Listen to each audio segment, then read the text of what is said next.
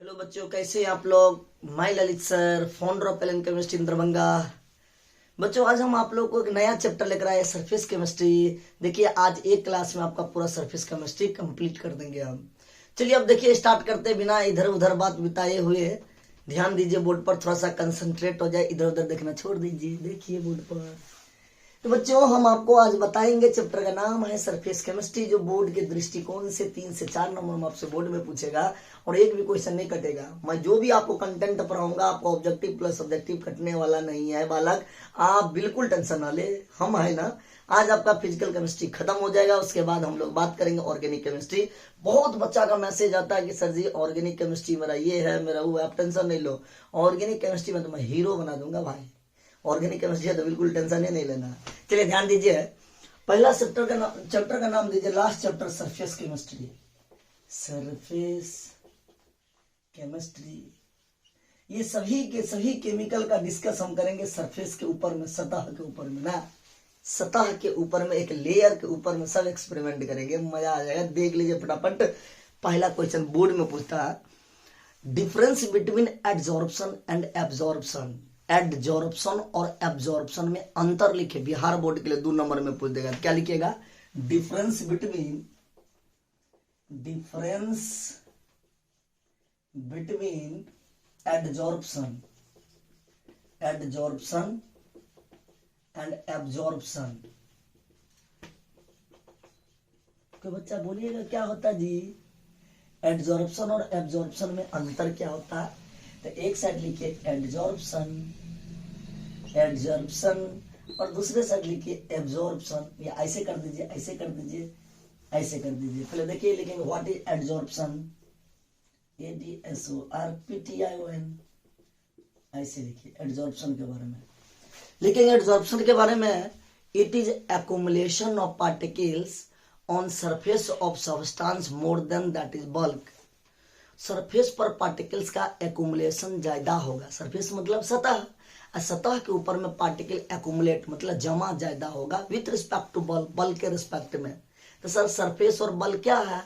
जैसे एग्जांपल देख लीजिए, हम लोग होली में अबीर लगाते हैं, बिल्कुल फेस के ऊपर में अगर हम अबीर को लगाते हैं तो that is called surface.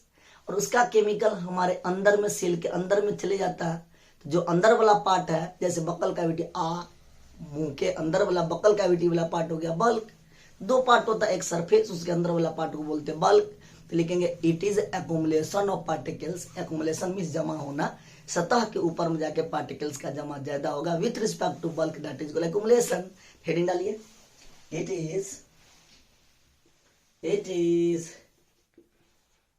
accumulation of particles जमा ज्यादा होगा on the surface of substance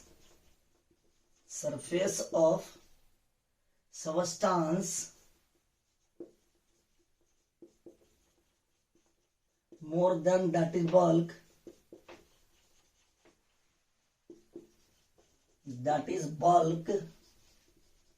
is called, तो नाम क्या दीजिएगा बोलिए? एब्जॉर्प्शन। एक होता है एब्जॉर्प्शन। क्या है एब्जॉर्प्शन? क्या है? यूनिफॉर्म एक्युमुलेशन ऑफ पार्टिकल्स, एक समान रूप से पार्टिकल जमा करेगा सरफेस पर और बल्क में, तो उसी को बोलते हैं absorption. Uniform accumulation of particles on the surface and bulk is called absorption. देखिए यूनिफॉर्म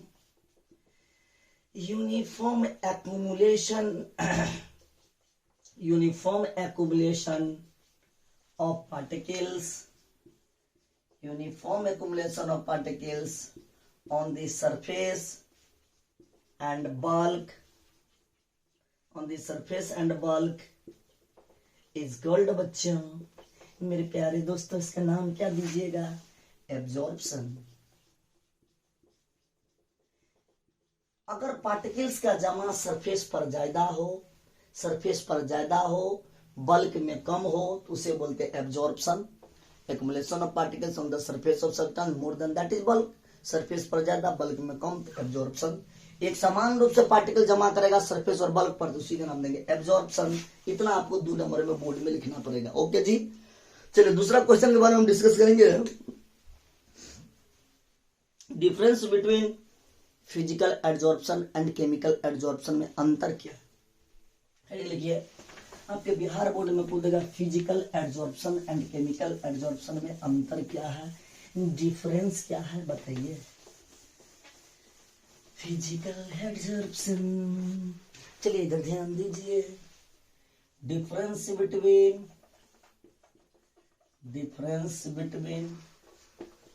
फिजिकल, ऐसा physical absorption and chemical absorption.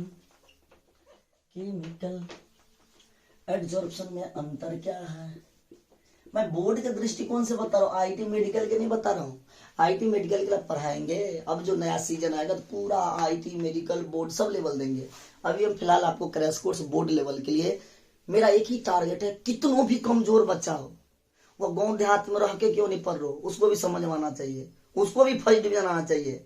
मैं बाबू तेज बच्चा को लेकर नहीं चलता हूँ, बिल्कुल नॉर्मल, बिल्कुल कमजोर कैटेगरी का बच्चा है, वो अगर पास कर जाए तो तेज तो पास होगा ही, बढ़िया नंबर लाएगा ही। तो मेरा एक ही सोच है, कमजोर से कमजोर बच्चा को नंबर आना चाहिए, बस एक ही सिद्धांत पे मैं चलता हूँ। तो हेडिंग दीजिए absorption, physical absorption, physical absorption, physical absorption और केमिकल एब्जॉर्प्शन में अंतर क्या है?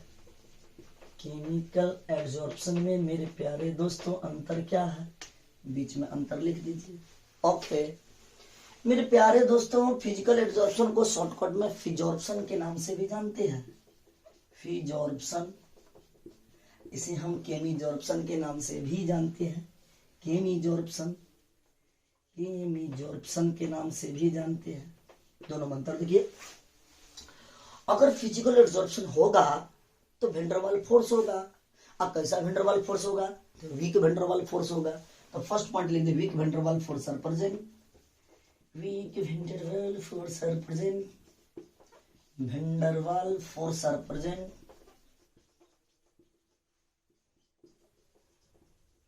केमिकल एब्जॉर्प्शन में क्या होगा? Chemical bond are present. कौन भारी है जी? देखते देखते याद हो जाएगा, प्यार नहीं करना, याद कर जाना। तो फर्स्ट पॉइंट लिखेंगे, chemical bond are present, chemical bond are present, full stop. Second point लिखेंगे, सेकंड पॉइंट लिखेंगे, सेकंड पॉइंट। देखिए वीडियो ठीक चल रहा है, ध्यान दीजिए इधर। Delta H is equal to, delta H के मान होगा इक्वल टू 20 से 40 kilojoule, 20 to 40 kilojoule, 20 से 40 किलो जूल पर मोल होता है। 20 से 40 किलो जूल होता है बाबू। कितना होता है? 20 से 40 किलो जूल पर मोल, मतलब 20 से 40 किलो जूल होता है।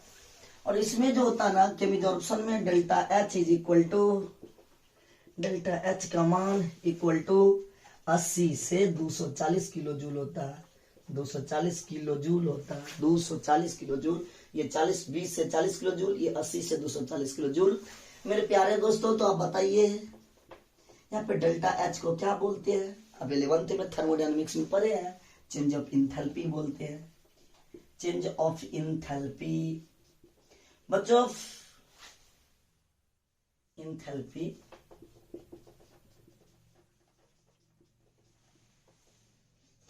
फिजॉर्प्शन में चेंज ऑफ इंथैल्पी का वैल्यू फिक्स होता है, एक्सपेरिमेंटल वैल्यू है, 20 से 40 किलो जूल होता है। केमिजॉर्प्शन में चेंज ऑफ इंथैल्पी जो होता है 80 से 240 किलो जूल होता है। किसी को दिक्कत ना? तीसरा point, it is not specific, यह स्पेशल नहीं होता। इट इज नॉट स्पेसिफिक, यह स्पेसिफिक नहीं होता है बच्चों। लिखेंगे chemisorption, it is specific, it is specific, यह स्पेसिफिक होता है। ओके थर्ड पॉइंट लिखेंगे, it is reversible in nature, it is reversible. Physisorption reversible in nature के होते हैं, रिवर्सिबल इन नेचर। केमिजॉर्प्शन क्या होते हैं? It is not reversible in nature, it is not reversible, reversible नहीं होता, irreversible in nature, it is irreversible, IRR irreversible in nature. Next last point है बच्चों, देखिए लास्ट पॉइंट क्या है, it is reversible nature, it is irreversible in nature. आपके last point, 4 को point काफी है, कितना दीजिएगा जी, 2 नंबर देगा बोर्ड में। सुनिए, फिजिकल एब्जॉर्प्शन केमिकल एब्जॉर्प्शन में अंतर क्या है। अगर बच्चों फिजिकल एब्जॉर्प्शन हुआ तभी वैन डर वाल्स फोर्स होगा, केमिकल एब्जॉर्प्शन में chemical bond are present. Delta H का जो वैल्यू होगा 20 से 40 किलो जूल होगा, डेल्टा एच का जो वैल्यू होगा 80 से 240 किलो जूल होगा।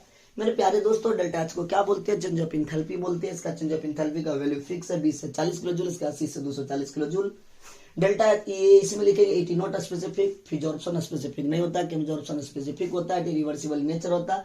कौन रिवर्सिबल नेचर होता है, ऑब्जेक्टिव पूछ देगा, फिजॉर्प्शन रिवर्सिबल नेचर होता है, केमिजॉर्प्शन इरिवर्सिबल नेचर होता है, यानी रिवर्सिबल नेचर नहीं होती है। इतना बात अगर आप बोर्ड में लिखते 20 से कोई भी ऑब्जेक्टिव पॉइंट उठा देगा तो आपसे क्वेश्चन नहीं कटेगा, गारंटी है। क्वेश्चन भी ट्राई करके देख लीजिएगा। अब थर्ड पॉइंट हम आपको सिखाएंगे, lyophilic colloid and lyophobic colloid में अंतर क्या, write the difference between lyophilic colloids and lyophobic colloids में अंतर क्या, उसके बारे में। लायोफिलिक कोलाइड क्या होता है और लायोफोबिक कोलाइड्स के बारे में चल रहा है आपका वीडियो, बहुत बेहतरीन चल रहा है। चलिए लिखिए फटाफट, देखिए question number 3, difference between lyophilic colloids and lyophobic collides.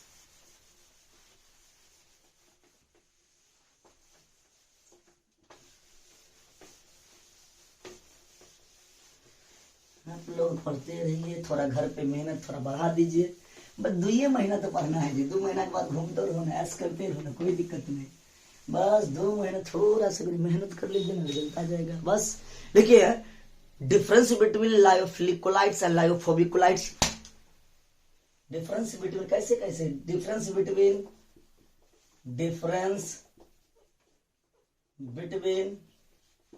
Lyophilic colloid and lyophobic colloid में अंतर बताइए, फुल स्टॉप। इधर ध्यान दीजिए, एक टर्म लिखेंगे लायोफिलिक कोलाइड और दूसरे से लिखेंगे लायोफोबिक कोलाइड। ओके जी, बिहार बोर्ड में 2 नंबर पूछता बालक, क्वेश्चन बैंक चेक कीजिए, मिलेगा, ठीक है। देखिए क्या होता है, they are stable, lyophilic colloid जो होता है वो स्टेबल होते हैं, लायोफोबिक अनस्टेबल होते हैं। तो लिखिए they are stable, lyophilic they are stable, lyophobic they are unstable. कैसा होता है ये, अनस्टेबल होता है, अनस्टेबल इन नेचर होते हैं जी।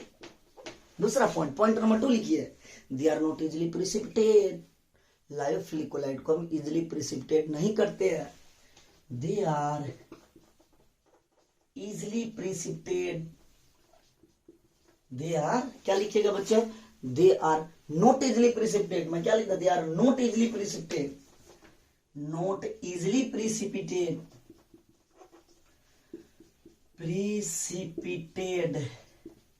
दे आर इजिली प्रिसिपिटेड। लायोफिलिक जो होता है, लायोफिलिक और lyophobic they are easily प्रिसिपिटेड,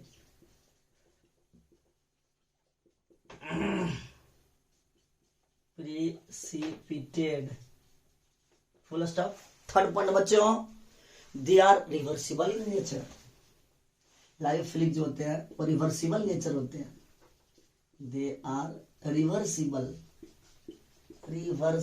in nature, ये रिवर्सिबल नेचर होते हैं, और they are irreversible in nature,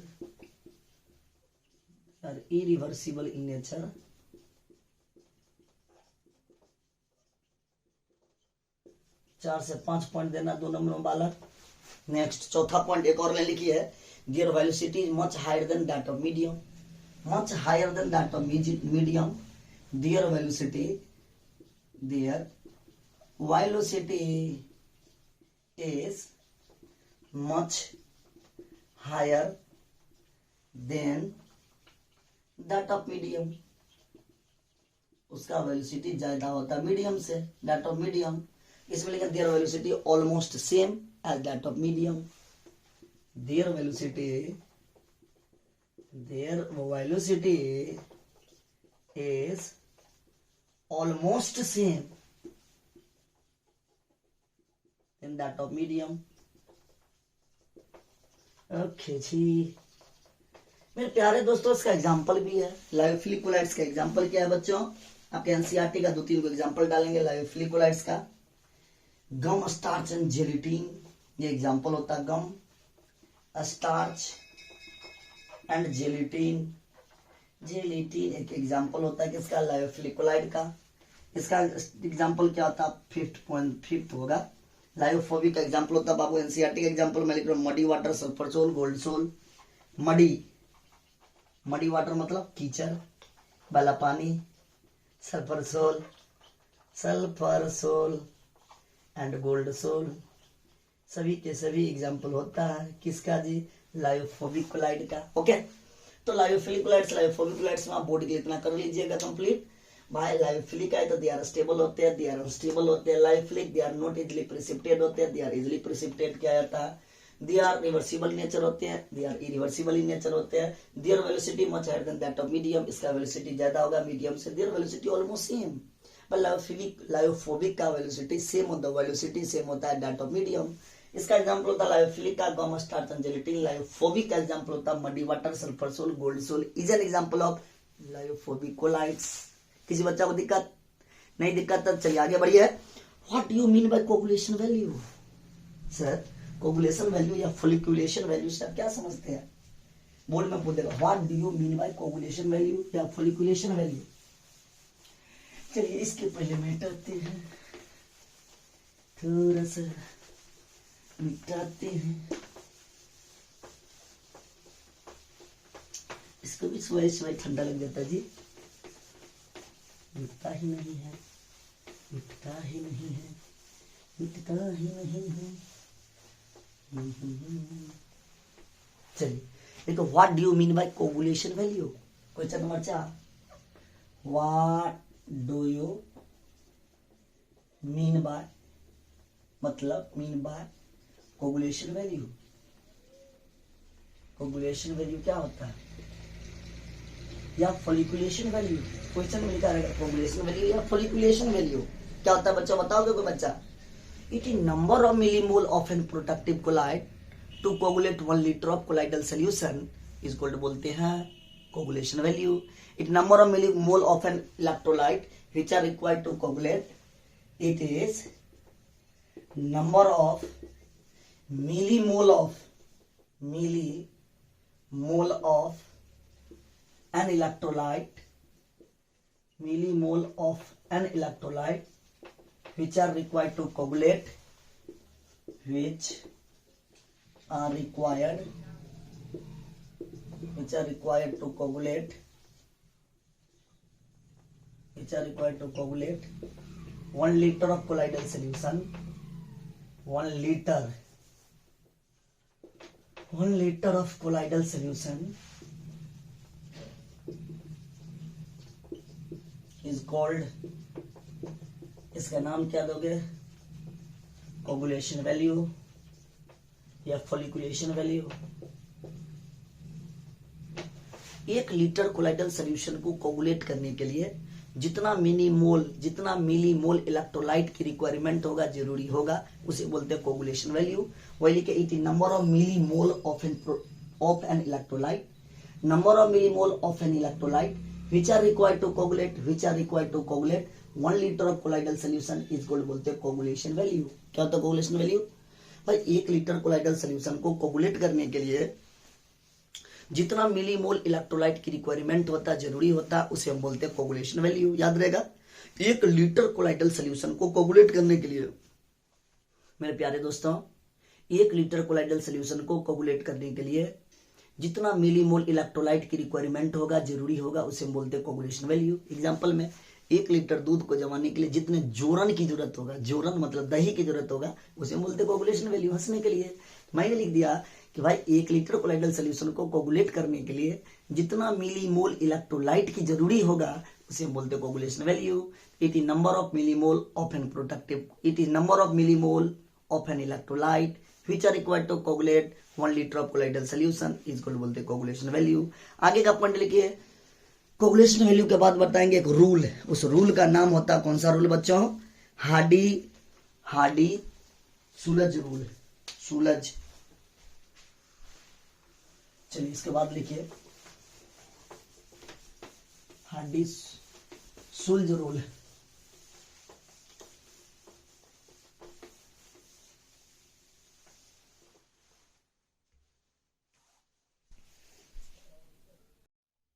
Hardy Schulze rule क्या है उसके बारे में, हार्डी सोल्ज रूल के बारे में, it state that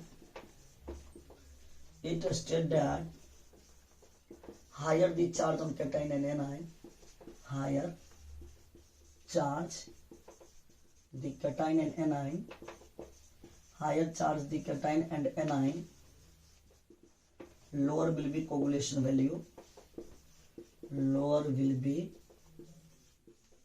coagulation value is called, बच्चों उसका नाम क्या दीजिएगा, बोले इसका नाम क्या दीजिएगा, हार्डी सोल्ज रूल बोलते हैं, हार्डी सोल्ज रूल के नाम से हम जानते हैं, full stop. Okay, higher charge रहेगा कैटाइन आयन पर, लोअर विल भी होगा कोगुलेशन वैल्यू, उसको क्या बोलते हैं, हार्डी सोल्ज रूल। उसके बाद हम आपको बताएंगे what is gold number, what is gold number, gold number क्या है, what is gold number.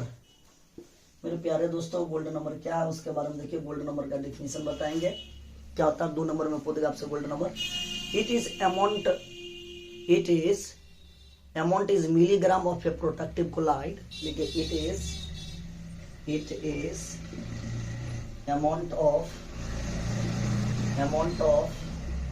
milligram of a protective colloid, milligram of a protective colloid to just prevent coagulation of,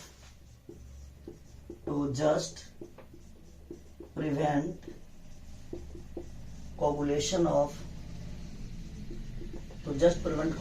of 10 ml sol from 1 ml of 10 ml sol from 1 ml 10 ml sol from 1 ml of 10% NaCl solution is called, बच्चों उसका नाम देंगे मेरे प्यारे दोस्तों, इसका नाम क्या दीजिएगा, Hardy Schulze rule, Hardy Schulze, इसी का नाम क्या दीजिएगा, उसका नाम क्या दीजिएगा, gold number, note Hardy Schulze rule, gold number बाबू, गोल्ड नंबर दीजिएगा, gold number. Okay, it is amount of milligram of a protective colloid to just prevent करता coagulation of 10 ml sol from 1 ml of 10% NaCl solution is gold बोलते हैं gold number. इस परिभाषा थोड़ा सा याद रखिएगा, ध्यान रखिएगा। अमाउंट चाहिए milligram of a protective colloid, protect करने के लिए, to just prevent coagulation of 10 ml sol from 1 ml of 10% NaCl solution, that is called gold number। इन दोनों बात को याद रखिए, हार्डी सोल्ज रूल क्या होता है, गोल्ड नंबर क्या होता है। उसके बाद बताएंगे बोर्ड में आपको बार बार रिपीट करेगा what is ब्रोनियर movement, Brownian movement के बारे में क्या होता है बच्चे, हेडिंग डालिए ब्रोनियर मूवमेंट, ब्रोनियर मूवमेंट वो चैप्टर है पूरा ये पूरा का पूरा चैप्टर एक थ्योरी है। हेडिंग डालिए ब्रोनियर मूवमेंट, पूछेगा क्वेश्चन आपसे है एक्सप्लेन ब्रोनियर मूवमेंट, एक्सप्लेन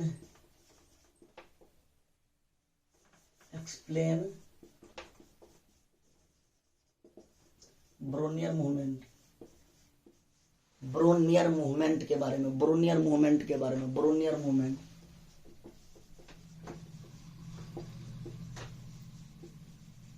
ये हेडिंग डालिए। ओके, इसके बारे में देखिए क्या लिखिएगा, इट इन्वॉल्व करता motion of colloidal particle in zigzag path, it involve करता कोलाइडल पार्टिकल का मोशन कैसा होगा, जिगजैग पाथ में।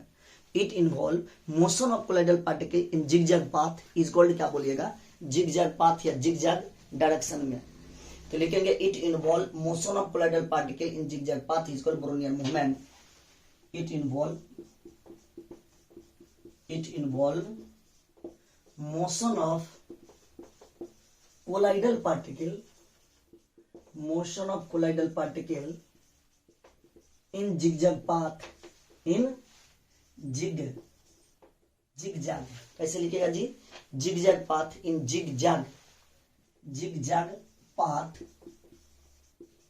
इज कॉल्ड, उसके नाम देंगे हम क्या, बोलिए, ब्रोनियर मूवमेंट, ब्रोनियर मूवमेंट के नाम से जानते हैं।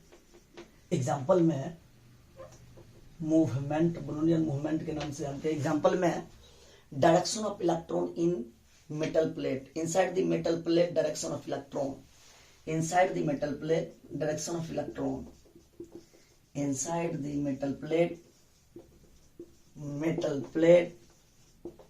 डायरेक्शन ऑफ इलेक्ट्रॉन, मेटल के प्लेट में डायरेक्शन ऑफ इलेक्ट्रॉन, इलेक्ट्रॉन का डायरेक्शन जो होगा वो जिगजैग पाथ में होगा।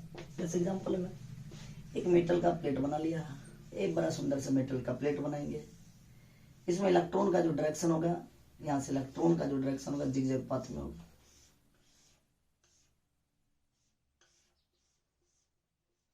इलेक्ट्रॉन का डायरेक्शन जो होगा जिगजैग पाथ में होगा।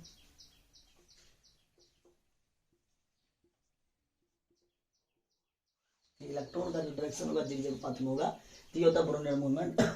It involve motion of colloidal particle in zigzag path is called Brownian movement inside the metal plate, inside the metal plate direction of electron, metal plate के अंदर में इलेक्ट्रॉन का direction जो होगा वो जिगजैग पाथ में होगा, उसी को बोलते हैं ब्रोनियर मूवमेंट। उसके बाद आप पढ़ेगा last topic, what is Tyndall effect, explain. Bihar board में 2 नंबर पूछता है, what is Tyndall effect, Tyndall effect क्या है, लिखे, टिंडल इफेक्ट क्या है, वर्णन करें। हेडिंग डालिए टिंडल इफेक्ट के बारे में। टिंडल इफेक्ट बच्चों क्या होता है, टिंडल पढ़े भी 10th में पढ़े आप टिंडल इफेक्ट के बारे में। What is टिंडल, Tyndall effect, Tyndall effect पता है तो क्या होता है टिंडल इफेक्ट, कोई बताइएगा। What is Tyndall effect, discuss, उसके बारे में डिस्कस, वर्णन करें। When beam of light passes through an electrolyte, जब beam of light को पास करेंगे through an colloidal solution से, लिखिए when beam of light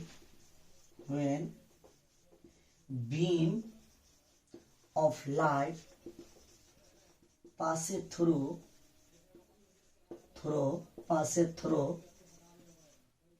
colloidal solution,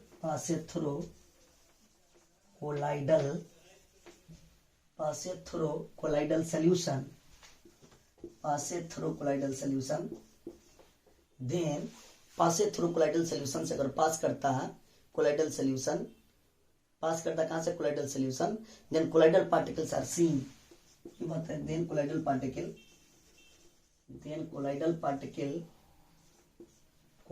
particle are seen, दिखाई देने लगता है, full stop. Colloidal particle are seen, this effect arise होता है due to scattering of light के कारण से, लेकिन दिस इफेक्ट अराइज ऑप्शन पूछेगा, टिंडल इफेक्ट क्यों शो करता है, स्कैटरिंग ऑफ लाइट के कारण से, this effect arise due to scattering of light, this effect arise due to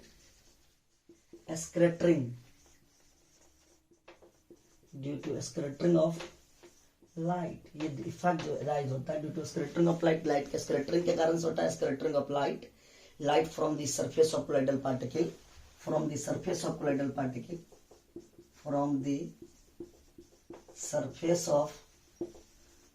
particle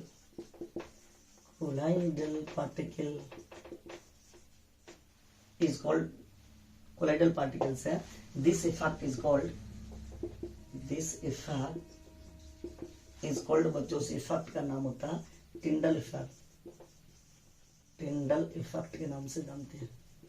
फिर से सुनिए, फिर बीम ऑफ लाइट पास करते हैं थ्रू कोलाइडल सॉल्यूशन से, बहुत सारा बीम मतलब समूह, लाइट का एक समूह को पास किया था, जैसे टॉर्च जलाते हैं, उसका एक बीम ऑफ लाइट पास करता है कोलाइडल सॉल्यूशन से, colloidal particle are seen, colloidal particle दिखाई देता है। दिस इफेक्ट अराइज होता है ड्यू टू क्यों, स्कैटरिंग ऑफ लाइट, लाइट के स्कैटरिंग के कारण से, from the surface of colloidal particle के सरफेस से लाइट का स्कैटरिंग होता है। दिस इफेक्ट को बोलते हैं टिंडल इफेक्ट। क्या समझे आप? जब बीम ऑफ लाइट को कोलाइडल सॉल्यूशन से पास करते हैं तो कोलाइडल पार्टिकल दिखाई देता है। दिस इफेक्ट, ये इफेक्ट अराइज होता है due to scattering of light, light के स्कैटरिंग के कारण से अराइज होता है। दिस इफेक्ट इज कॉल्ड, तब उस इफेक्ट का नाम देते हैं कौन सा effect? Tyndall effect. Tyndall effect के नाम से जानते हैं बोर्ड में, बिहार बोर्ड में 2 नंबर। एक और टॉपिक आपको पढ़ाएंगे, what is emulsion, write type of emulsion with example. Emulsion क्या होता है, उसके प्रकार को उदाहरण के साथ व्याख्या कर। देखिए और बताएंगे इमल्सन के बारे में, जो बिहार बोर्ड एक बार पूछ दिया। व्हाट इज इमल्सन, इमल्सन क्या होता है, right type of emulsion with example. देखिए थ्योरी है, इस पूरा चैप्टर ये थ्योरी है बच्चों, थोड़ा सा याद कीजिए। देखिए what is emulsion, write type of emulsion with example. लिखिए what is emulsion, write type of emulsion with example. उसको उदाहरण तो लिखे, बोर्ड में, बिहार बोर्ड में 2 नंबर पूछ देता है। भाई इमल्सन का डेफिनेशन क्या लिखोगे? Disperse phase and dispersing medium both are liquid. Disperse phase और डिस्पर्सिंग मीडियम दोनों को दोनों लिक्विड हो जाए, उसी को बोलते हैं क्या? इमल्सन। लेकिन disperse phase, disperse phase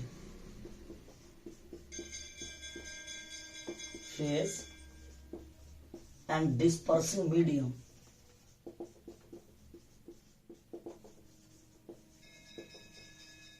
both are liquid, both are liquid is called, बच्चों इसका नाम क्या दीजिएगा? इमल्सन। ओके, देखिए टाइप ऑफ इमल्सन, इमल्सन के 2 टाइप ऑफ इमल्सन। इमल्सन के 2 टाइप होता है। सबसे पहला देंगे ऑयल इन वाटर। तो ऑयल इन वाटर का एग्जांपल देखिए क्या होता है बच्चों? ऑयल इन वाटर, दूसरा वाटर इन ऑयल। तो ऑयल इन वाटर का एग्जांपल होता है, एक होता है मिल्क और दूसरा होता है विनिशिंग क्रीम। विनिशिंग क्रीम, एक होता है एग्जांपल मिल्क और दूसरा होता है विनिशिंग क्रीम। कौन सा क्रीम लीजिएगा? विनिशिंग क्रीम। विनिशिंग क्रीम यानी मिल्क और क्रीम, ध्यान रखिएगा। मिल्क और क्रीम एक होता है ऑयल इन वाटर का, दूसरा होता है water in oil. Water in oil, water in oil इसका एग्जांपल होता है। वाटर इन ऑयल का 2 एग्जांपल होता है, बटर एंड कोल्ड क्रीम। ये 2 एग्जांपल होता है, एक होता है बटर, दूसरा होता है कोल्ड क्रीम। हेडिंग डालिए butter and cold cream. Butter and cold cream, cold cream यहाँ पे विनिशिंग क्रीम, यहाँ पे हो जाएगा कोल्ड क्रीम। तो खूब क्रीम खाओ, खूब क्रीम खाओ, ठंडा आ गया जी। गर्मी में खाई क्रीम, ठंडा में ना सर्दी जुकाम हो जाएगा। What is emulsion, type of emulsion with example. Disperse phase and dispersing medium both are liquid is called, बोलते हैं emulsion. Type of emulsion oil in water, इसका एग्जांपल होता है मिल्क एंड विनिशिंग क्रीम होता है। Water in oil, water oil का example होता है बटर एंड कोल्ड क्रीम। बच्चों आप आज के सरफेस केमिस्ट्री में इतना ही, आपका सरफेस केमिस्ट्री का पूरा चैप्टर कंप्लीट हो गया। पूर्ण रूप से आप तैयारी कीजिए, और कोई दिक्कत होगा तो हमारा आज आपका पूरा सरफेस केमिस्ट्री एक लेक्चर में समाप्त हो गया बोर्ड के दृष्टिकोण से। फिर हम लोग की मुलाकात होगी अब नेक्स्ट क्लास में, आपको ऑर्गेनिक केमिस्ट्री स्टार्ट करेंगे। ऑर्गेनिक में हम पहले पॉलीमर पढ़ा देंगे, तब बायोमोलिक्यूल्स, तब केमिस्ट्री इन एवरीडे लाइफ, उसके बाद एमाइंस, तब चलेंगे बेसिक कंसेप्ट पर haloalkane, haloarenes, alcohol, phenol ether, aldehyde, ketone, carboxylic acid. But मजा आएगा, शुरुआती कंडीशन है। तो हम आपको नेक्स्ट क्लास में जो कल बताएंगे वो पॉलीमर चैप्टर बताएंगे। 2 क्लास पढ़ाएंगे पॉलीमर चैप्टर खत्म, 2 क्लास बायोमोलिक्यूल चैप्टर खत्म, 2 क्लास पढ़ाएंगे आपको chemistry in everyday life chapter खत्म। उसके बाद 1 क्लास पढ़ाएंगे एमाइंस, 1 क्लास एमाइंस पढ़ाएंगे, आपका एमाइंस खत्म। तब एंट्री मारेंगे बेसिक बात, तुमको नंबर पुराना। पॉलीमर चैप्टर क्या समझ के साथ याद करना, बायोमोलिक्यूल्स क्या समझना और थोड़ा सा परिभाषा डेफिनेशन दिमाग में सेट करना। केमिस्ट्री इन एवरीडे लाइफ पूर्ण रूप से याद करने वाला चैप्टर है, एमाइंस थोड़ा समझने वाला चैप्टर है। तब हम ऑर्गेनिक के बेसिक फंडा पे एंट्री करेंगे, पूरा दिमागी लाल, मतलब पूरा दिमाग लगाने वाला स्टार्ट करेंगे 3 चैप्टर में। ओके, तो बच्चों आज हम अपना वीडियो को यहीं पे कंप्लीट करते हैं, फिर हम लोग की मुलाकात होगी नेक्स्ट वीडियो में। ओके बच्चों, आप लोग पढ़ाई कीजिए। ऑल दी बेस्ट वाला। जय हिंद बच्चों।